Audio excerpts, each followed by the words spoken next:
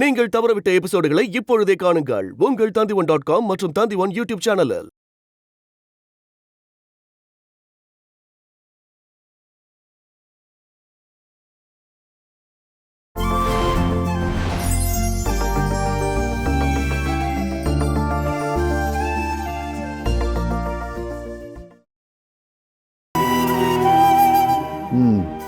எனக்கு அதெல்லாம் தெரியும்.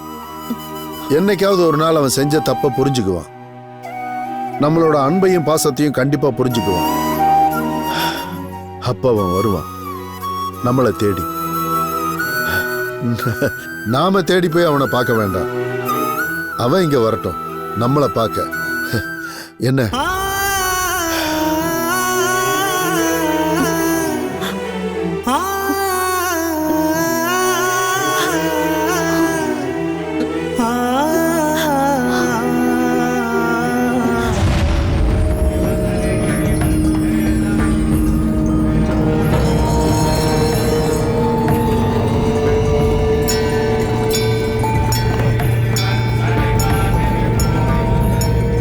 மனசுல இருக்கிற கவலை எல்லாம் மறந்து போற நிலைமைக்கு மனசை கொண்டு போகணும்.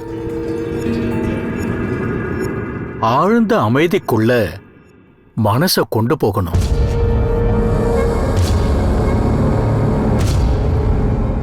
உனக்கு ரொம்ப பிடிச்ச ஒருத்தரை மனசுல நினைச்சுக்க. அவரோட முகம், செயல், மூச்சுக்காத்து, அன்பு, அக்கறை அத பத்தி தான் நினைக்கணும். சந்தோஷமான நாட்களையும் ஒன்னா வாழ்ந்ததையும் நினைக்கணும். அந்த அன்பு மட்டும்தான் உன் மனசுக்குள்ள இருக்கணும்.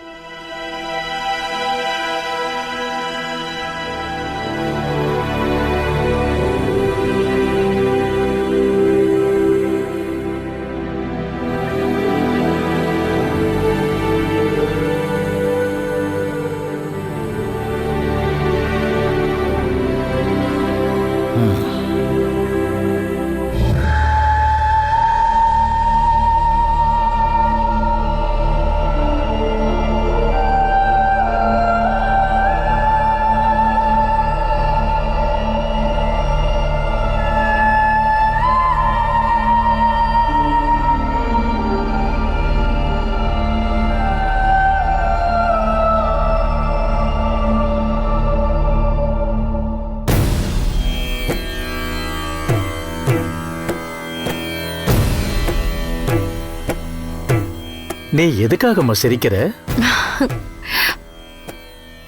நீங்க சொன்னீங்கல்ல ரொம்ப பிடிச்ச ஒருத்தரோட முகத்தை நினைக்க, அப்போ கொஞ்சம் கன்ஃபியூஷனா இருந்தது. ஏன் அப்படி? எனக்கு ரொம்ப பிடிச்ச நிறைய பேர் இருக்காங்க. கடைசியில அவங்கள நான் ஒருத்தரை தேர்ந்தெடுத்தேன். அது யாருமா? அத நான் சொல்ல மாட்டேன். நான் கண்டுபிடிச்சிருவேன். உன்னோட மனசு எனக்கு புரியுது. நான் தான் சொன்னேன்ல, இங்க உள்ள சிகிச்சை முறைகள் வித்தியாசமா இருக்கும். மருந்து சாப்பிட்டாதான் குணமாகுங்கிற விதிமுறைகள் இங்க கிடையாதுமா. பேசி சிரிச்சு சிரிக்க வச்சு பரஸ்பரம் கலந்து பேசுறதுனால நமக்கே தெரியாம அந்த வியாதி நம்ம உடம்ப விட்டு போயிடணும். நான் என்ஜாய் தான் பண்றேன். ரொம்ப எதிர்பார்ப்போட இருக்கேன். நான் மறந்து போன விஷயங்க என்னன்னு தெரிஞ்சுக்கிறதுக்காக. நீ புறப்படுமா?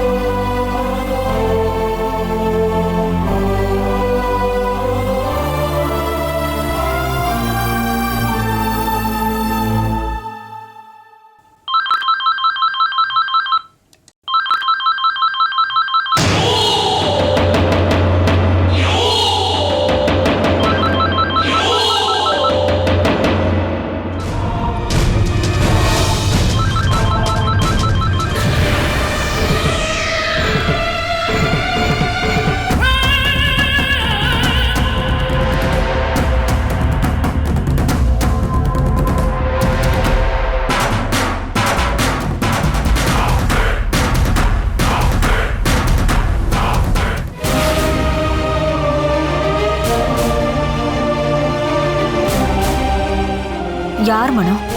யாருக்கு ஃபோன் பண்ணீங்க? அணுவுக்கு தான். ஃபோன் எடுக்கல, கட் பண்ணிட்டா.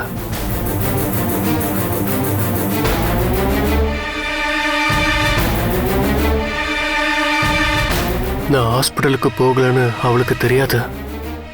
ஹாஸ்பிட்டல்ல தான் இருக்கேன்னு அவ நினைச்சிட்டு இருப்பா. இருந்தாலும் அவ ஒரு ஃபோன் பண்ணி கூட என்கிட்ட கேட்கல. டாக்டரை பாத்தீங்களான்னு. நான் ஃபோன் பண்ணா கூட அவ எடுக்கவே மாட்டேங்கிறா. ஃபோனை கட் பண்றா. ஹாஸ்பிட்டல்ல இருந்து வர வரைக்கும் எந்த பிரச்சனையும் இல்லாம இருந்ததா. ஆனா இப்போ அவளுக்கு என்ன ஆச்சுன்னே தெரியல. அவ என்ன இப்படி இந்த அளவுக்கு வெறுக்கிறதுக்கு நான் அவகிட்ட என்னதான் தப்பு பண்ண?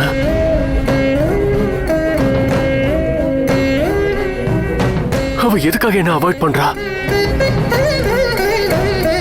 முகத்துக்கு முன்னாடி சிரிக்கிறாளே தவிர மனசுல எதையோ மறைச்சு வச்சிருக்கான்னு தான் எனக்கு தோணுது. எனக்கும் அப்படிதான் தோணுது மனோ. அவன் மனசுல என்ன இருக்குன்னே தெரியல.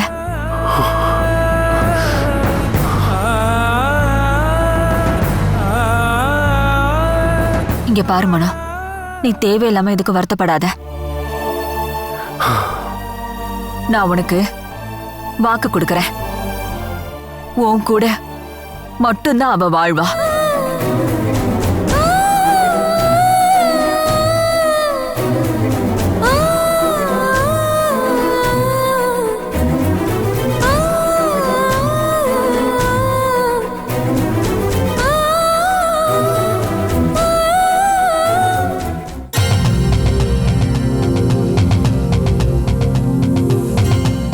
கிரண்,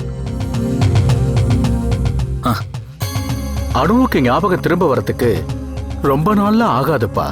சீக்கிரம் குணமாயிடும்.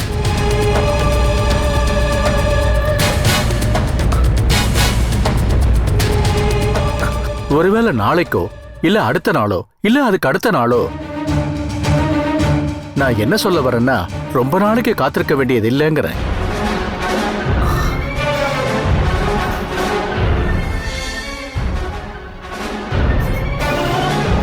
முன்னாடியே முயற்சி பண்ணியிருந்தா ஒருவேளை இந்த வியாதியை சீக்கிரமே குணப்படுத்தி இருக்கலாம். ஆனா முயற்சி பண்ணல. சரி, இப்பவாவது நீங்க வந்தீங்களே.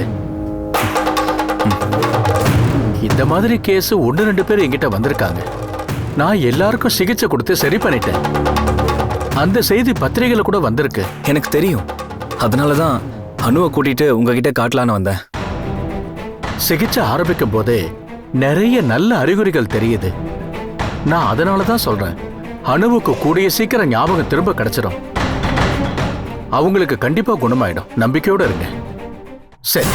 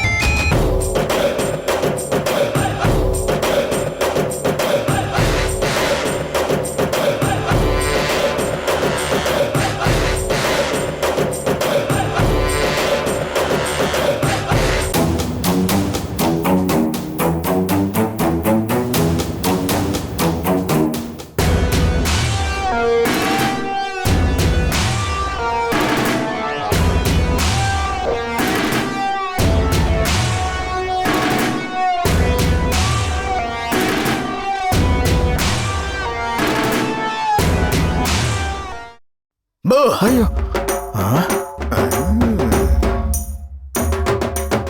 நான் இங்க இருக்கனா இல்ல போயிட்டேனான்னு தானே பாத்துக்கிட்டு இருக்கீங்க.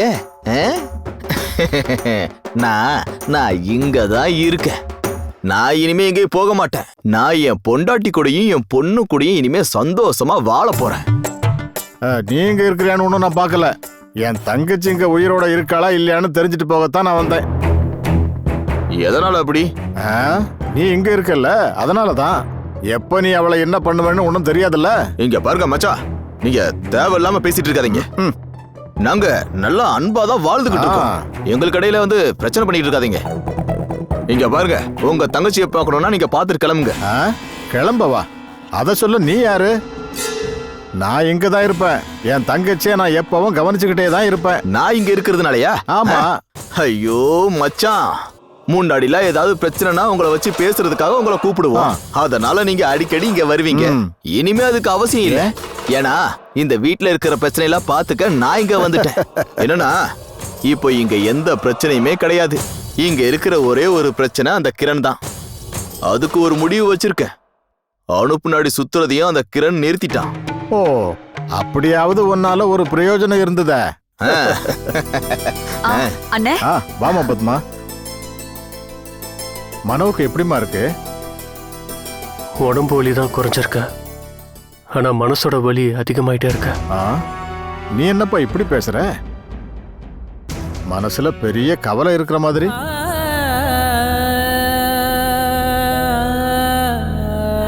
இங்க பாருங்க, அவனுக்கு எந்த கவலையும் கிடையாது. நீங்க பேசி பேசி கவலைப்படுத்தாம இருந்தா போதும். ஆமா, அட இந்த கவர்ல என்ன வாங்கிட்டு வந்திருக்கீங்க? இதுவா? காய்கறி பார்த்தா தெரியலையா? அட மச்சான், வரும்போது சிக்கன் வாங்கிட்டு வந்திருக்கலாம்ல. ஒரு பாட்டிலும் வாங்கியிருக்கலாம். அடோ ஐயோ, வேண்டாம் வேண்டாம், அதெல்லாம் வேண்டாம், அதெல்லாம் வேண்டாம் வேண்டாம். சாராயத்தோட மனம் அடிச்சாலே எனக்கு வாந்தி வந்துருது. அது எனக்கு தெரியும். சரி சரி, நீங்க எல்லாம் பேசிட்டே இருங்க. நான் இதை எடுத்துட்டு போயிட்டு சுவையான சாப்பாடு ரெடி பண்ணி கொண்டு வந்துடுறேன். இப்போ வந்துடுறேன்.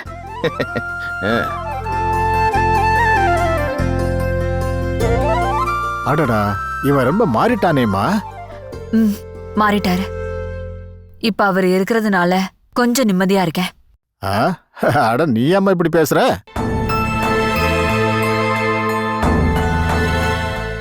என்னமோ கொஞ்சம் தைரியமா இருக்க. அவர் கூட நான் வாழ்ந்தப்போ நான் அழாத ஒரு நாள் கூட இல்ல. ஆனா இப்ப நான் சிரிக்காத ஒரு நாள் கூட இல்ல. ஆனாலும் அனு நிறைய மாறிட்டா. மனோ கூட இங்க இருக்காம ஆபீஸ்க்கு போறேன்னு சொல்லி கிளம்பி போயிடுறா. பழைய மாதிரி இல்ல. அவளுக்கு என்ன ஆச்சுன்னு எதுவுமே தெரிய மாட்டேங்குது. எங்களை அனு ரொம்ப கஷ்டப்படுத்துறா. சர்க்கஸ் நடக்கும்போதெல்லாம் அடிக்கடி நம்மள சிரிக்க வைக்கிறதுக்கு ஒரு ஜோக்கர் வருவார்ல, அந்த மாதிரி தான் அனுவோட அப்பா இங்க. எனக்கு, மனோவுக்கு, அம்முக்கெல்லாம் இருக்கிற ஒரே ஆறுதல் இப்ப அவர்தான். இருந்தாலும் முழுசா நம்பாத. அவன் எப்ப எப்படி மாறுவான்னு யாராலையும் சொல்ல முடியாதுமா. இவனை எல்லாம் நம்பவே கூடாது. சரிண்ணே.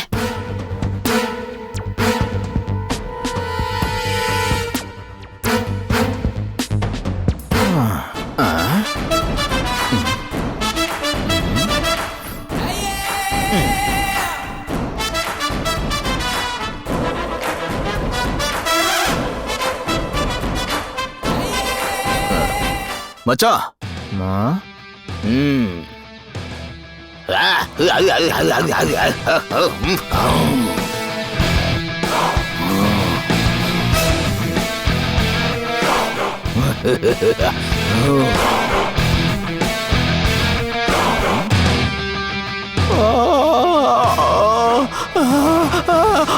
அப்பா,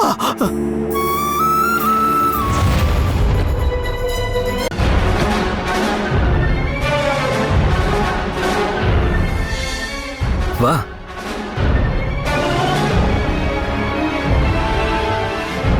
உள்ள வா. உட்காரு அனு.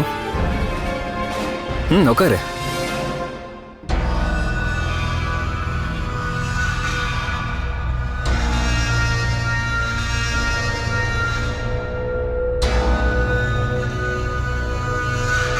சரி சொல்லு, நீ என்ன சாப்பிட்ற? உங்க விருப்பம் சார். இப்படி சொன்னா எப்படி? உனக்கு என்ன பிடிக்குமோ சொல்லு.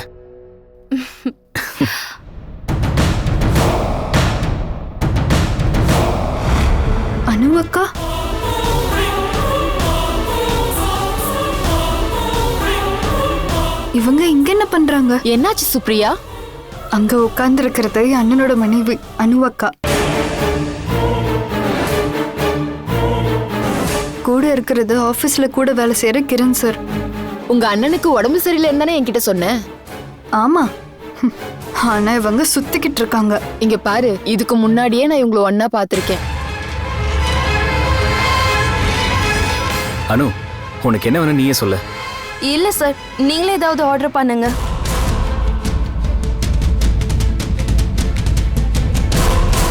ரெண்டு லெமன் ஜூஸ். ஓகே.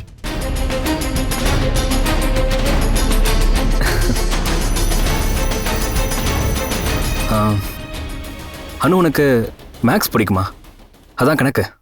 ஐயோ, எனக்கு மேக்ஸ்னு கேட்டாலே பயமா இருக்கும். உங்க அம்மாவுக்கும் மேக்ஸ்னாலே பயம் தானே? அப்படியா?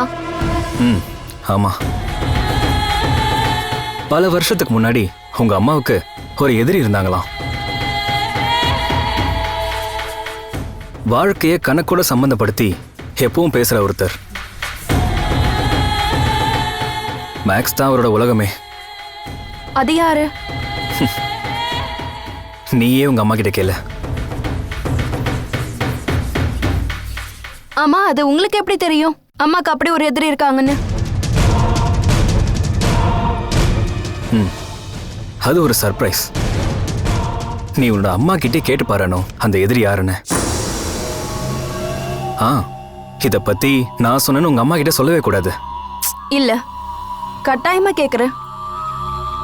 இப்ப எதுக்காக திடீர்னு இத பத்தி பேசுறீங்க? ஞாபகத்துக்காக ட்ரீட்மெண்ட் பாக்குறோம்ல, அந்த ட்ரீட்மெண்ட்டோட ஒரு சின்ன பகுதி இதே நினைச்சுக்கோ.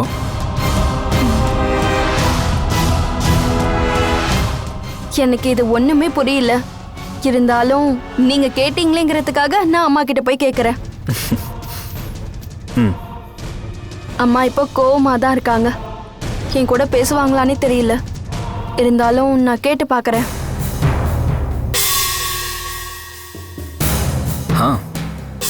ஜூஸ குடி.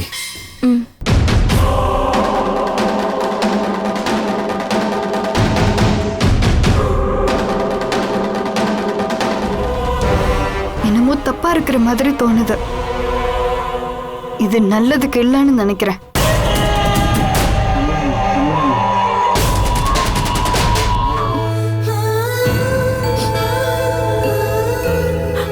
அம்மா, அப்பா, அம்மா, அப்பா எங்க? உள்ளதான் இருக்காரு. என்ன விஷயம்? நான் வெளியில போனது ரொம்ப நல்லதா போச்சு. ஒரு வேலை இதை பாக்குறதுக்காக தான் கடவுள் என்ன அங்க அனுப்பிச்சு வச்சிருப்பாரு. என்னாச்சுமா? அப்படி என்ன நீ பார்த்த? என்னோட அண்ணி இருக்காங்களா அனு, அவங்களையும் கிரண் சாரையும் நான் ஒன்னா பார்த்தேன். அதனால என்ன? ஒரு கூல் ட்ரிங்க்ஸ் கடையில வச்சு பார்த்தேன். நானும் சோனுவும் அங்க போயிருந்தோம். முதல்ல எனக்கு தப்பா ஒண்ணும் தோணல. ஆனா அவங்க நடந்துக்கிற விதத்தை பார்த்து எனக்கு ஏதோ தப்பு இருக்கிற மாதிரி தோணுச்சு. கண்டிப்பா சொல்றேன், அது நல்ல உறவா தோணல. கிரனோட ஆபீஸ்ல தான் ஒர்க் பண்றா. அவங்க ஜூஸ் ஏதாவது குடிக்க வந்திருப்பாங்க. அதுல அவ்வளவு பெரிய தப்பு என்ன இருக்கு? ஐயோ அப்பா, இது அப்படி இல்ல. நான் சொல்றேன்ல, ஏதோ தப்பு இருக்கிற மாதிரி தோணுது. சோனா அங்க வச்சு ஒன்னு சொல்லல.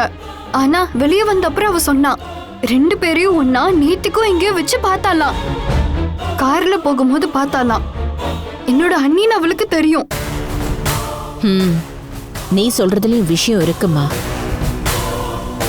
என் பையன் நடக்க கூட முடியாம வீட்ல இருக்கான். ஆனா அவ இன்னொருத்தன் கூட வெளியே சுத்திட்டு இருக்கா. அவன் ஹாஸ்பிட்டல்ல இருந்து இப்பதானே வந்திருக்கான். அவனை தனியா விட்டுட்டு இவ வெளியே சுத்திட்டு இருக்கலாமா? கிரண் சார் மேல அவ்வளோ அன்பு இருக்கும். அதனாலதானே அவ போயிருக்கா.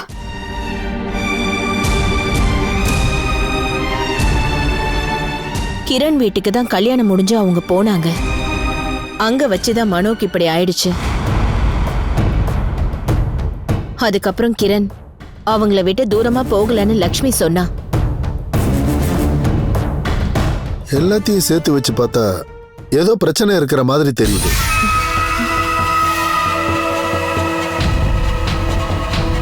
என் பையனுக்கு அவ துரோகம் பண்றாளோ? ஹாஸ்பிட்டல்லையும் அவங்க 2 பேரும் நடந்துகிட்ட விதம் எனக்கு அவ்வளவு சரியா படலமா. அத நான் பெருசா எடுத்துக்கல. ஆனா இன்னைக்கு பார்த்தப்போ அண்ணனை டிஸ்சார்ஜ் பண்ணி இங்க கூட்டிட்டு வர்றதுக்கு கிரண் சார் கட்டாயப்படுத்தினாரு. எல்லாத்தையும் சேர்த்து பார்த்தா இந்த உறவு அவ்வளவு நல்லதுன்னு எனக்கு தோணல. ஆமா,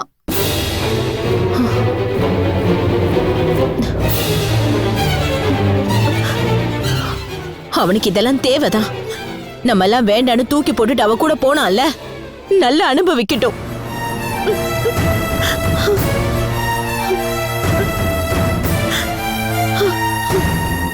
மனுவோட வாழ்க்கை அவ்வளவுதான். திரும்ப அவனால எந்திரிச்சு நடக்க முடியாதுன்னு கூட அவன் நினைச்சிருக்கலாம். அதனாலதான் ஆளை மாத்திருப்பா. முன்னாடியே எனக்கு தோணுச்சு அவன் நம்ம குடும்பத்துக்கு சரிப்பட்டு வரமாட்டான்னு. ஒவ்வொரு தடவையும் அவ பண்ற தப்பெல்லாம் நான் சொல்லிட்டு தானங்க இருந்தேன். அந்த கேவலமான குடும்பத்துல இருந்து அந்த பொண்ணை கல்யாணமே பண்ணிருக்க கூடாது. இதெல்லாம் பாவம் அண்ணனுக்கு தெரிஞ்சிருக்காது. ரொம்ப புத்திசாலித்தனமா அண்ணனை அவங்க ஏமாத்திட்டு இருக்காங்க. இதை இப்படியே விடக்கூடாது. நீங்க பிடிவாதத்தை விட்டுட்டு இத போய் அண்ணன் கிட்ட சொல்லுங்க. அவர் புரிஞ்சுப்பாரு.